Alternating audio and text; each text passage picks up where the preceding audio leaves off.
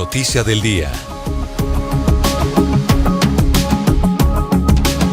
La noticia del día tiene que ver con el presidente de Estados Unidos, Donald Trump. Mucha atención porque dice que ya tomó una decisión sobre Venezuela, y esto es muy importante porque a lo largo de las semanas, de estas 8 semanas o un poco más, desde que arrancó el despliegue en el Caribe, Lucas, la prensa, los periodistas le han preguntado en diferentes oportunidades al presidente Donald Trump sobre qué va a pasar con Venezuela.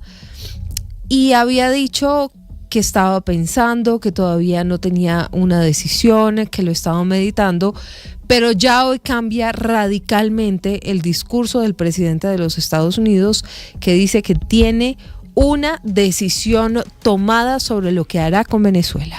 Sí, señora, unas declaraciones que da el presidente de los Estados Unidos, Donald Trump, en su camino saliendo desde Washington hacia su residencia en el estado de Florida. Son breves palabras, no contestó mucho el presidente Donald Trump, pero sí deja, Silvia, como usted lo decía, entrever que después de una serie de reuniones con el alto mando militar que les hemos venido contando aquí, pues ya hay una decisión.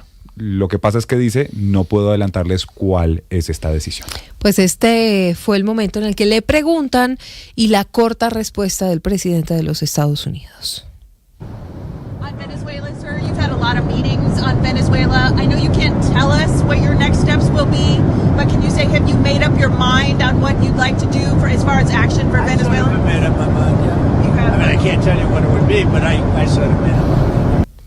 Le preguntan sobre Venezuela, la periodista le dice, sé que no nos puede adelantar detalles sobre lo que va a hacer con Venezuela, pero sí quiero preguntarle si ya tomó alguna decisión alrededor de lo que va a pasar. Y la respuesta del presidente de los Estados Unidos, aunque es corta, es contundente. Dice, sí, ya tomé una decisión sobre Venezuela, pero no la puedo decir. Sí, tal cual. Ya me decidí, como le digo, Silvia, esto se da, y de hecho se lo decía a la periodista que le hacía la pregunta, después de una serie de reuniones que ha habido en las últimas horas en la Casa Blanca. Reuniones que ha participado la dupla pesada, que es el secretario de Guerra Pete Hegseth y el secretario de Estado Marco Rubio. Sí. Y ha estado también el alto mando militar, haciendo ¿qué? Entregándole al presidente, poniéndole, por así decirlo, todas las opciones sobre la mesa de vea, esto es lo que podemos hacer por aquí, esto es lo que podemos hacer por acá, y después de esto entonces ya dice el presidente Donald Trump, me decidí, ya tengo una decisión tomada, que por supuesto no les puedo adelantar cuál será.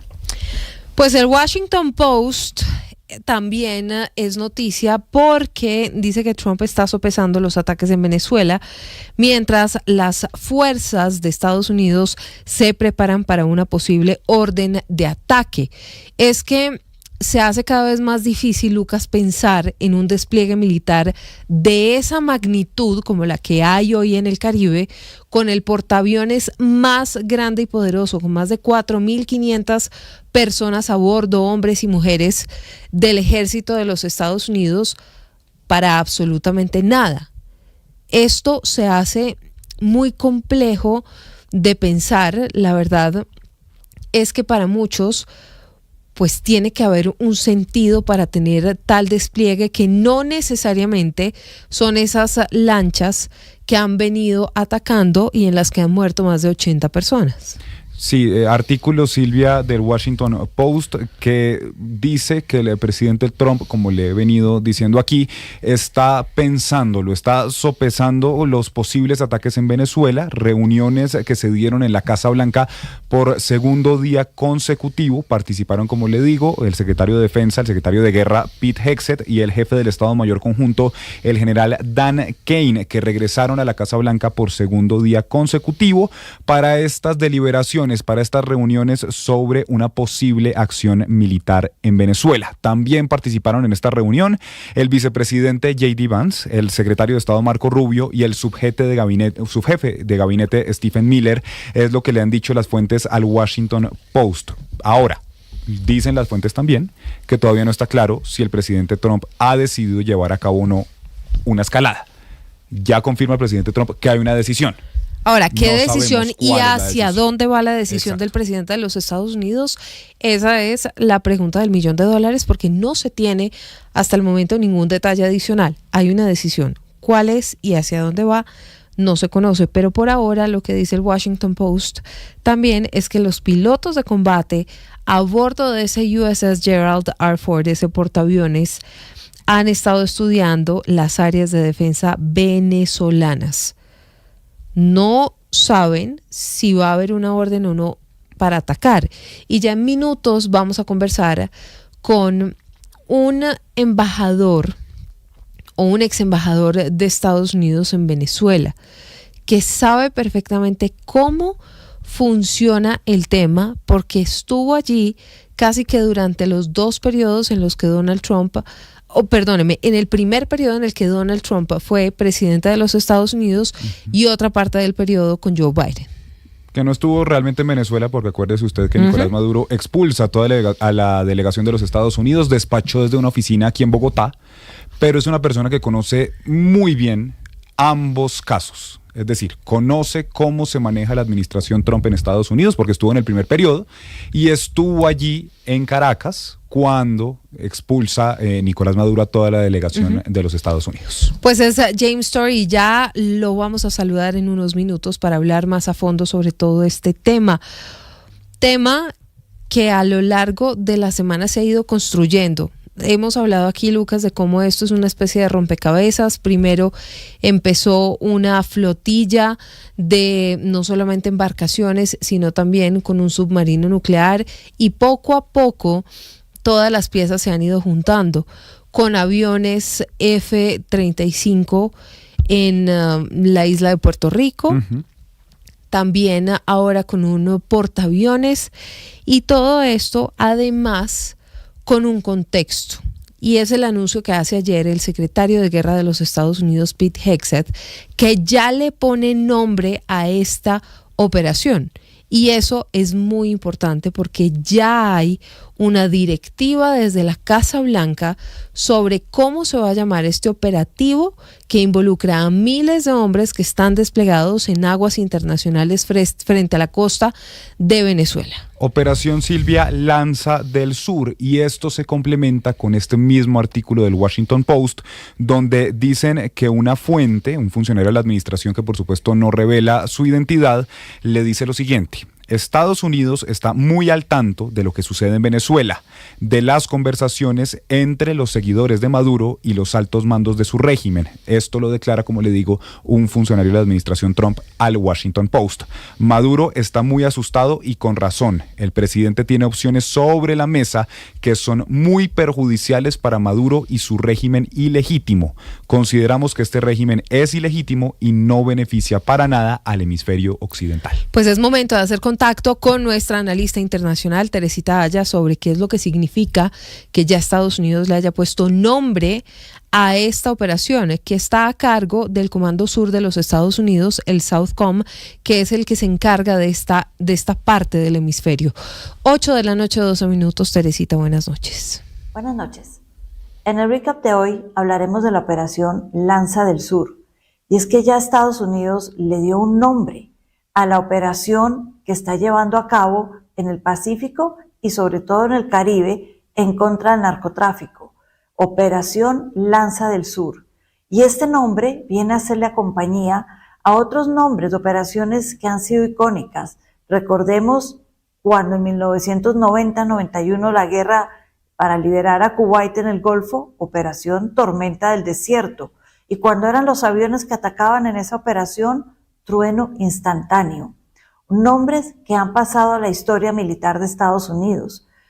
Cuando quisieron derrocar a Noriega, el entonces dictador de Panamá, en 1989, la última vez, recordemos, que hubo una flota naval tan grande en el Mar Caribe y tan grande en las costas de América Latina, esa se llamó Operación Aeropuerto Torrijos. En fin, un gran número de operaciones icónicas, y ahora tenemos Lanza del Sur.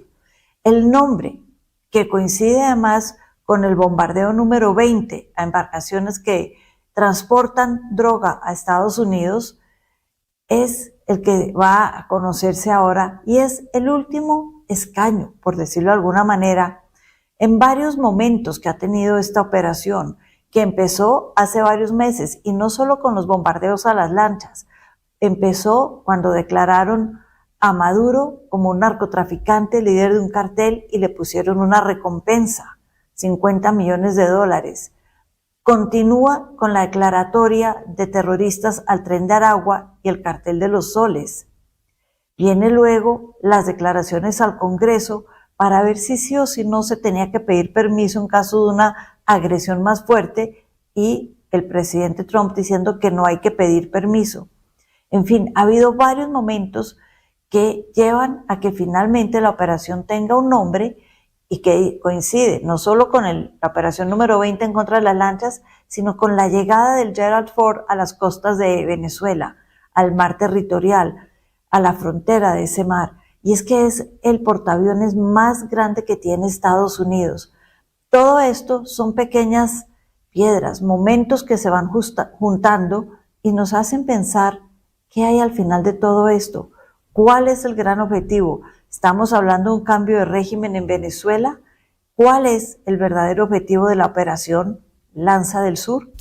Pues Teresita, es que se ha hablado de diferentes temas, entre ellos, por ejemplo, Lucas, posibilidad de operaciones terrestres más allá de las marítimas que ya se están desarrollando allí en aguas internacionales del Caribe, la posibilidad de ataques muy precisos a través de esos Tomahawk que también están ya ubicados estratégicamente para poder hacer este tipo de ataques. Aquí hay todavía muchas preguntas sobre la mesa y usted tiene toda la razón, Teresita, sobre si esto va más allá de unas lanchas y unos operativos. El último de ellos, que ya se está confirmando, fue el pasado 10 de noviembre contra una embarcación en la que murieron 4 personas que iban a bordo. Y es que, Silvia, realmente Estados Unidos tiene una gran cantidad de su poderío militar allí en aguas del Caribe. Usted tiene al portaaviones más poderoso, el más avanzado, que de hecho inmediatamente suceden los ataques de Hamas contra Israel el 7 de octubre de 2023. Inmediatamente en ese momento el Pentágono da la orden de trasladar el Gerald Ford aquí a esa zona. Y en este momento lo traslada al Caribe, y usted tiene entonces las 4.000 tropas más o menos que vienen a bordo de todo este portaaviones junto a todo el grupo de ataque, porque no solo el portaaviones y los aviones. Claro, Y esto tiene un también personal, una cantidad de personas gigante, pero además tiene esos F-35, Lucas, que esto no es un dato menor, fueron utilizados para bombardear esas zonas, esos especie de campos nucleares en Irán. Claro. Hace no muchos meses. Y entonces le suma el grupo de ataque del portaaviones con sus buques destructores y demás, y le suma las 10.000 tropas que ya estaban entre aguas del Caribe y las que están en Puerto Rico. Entonces tiene usted, mal contados, porque esta no es una cifra oficial, cerca de 14.000 tropas que están allí en toda esta zona del área de responsabilidad del Comando Sur. Muy bien, 8:16.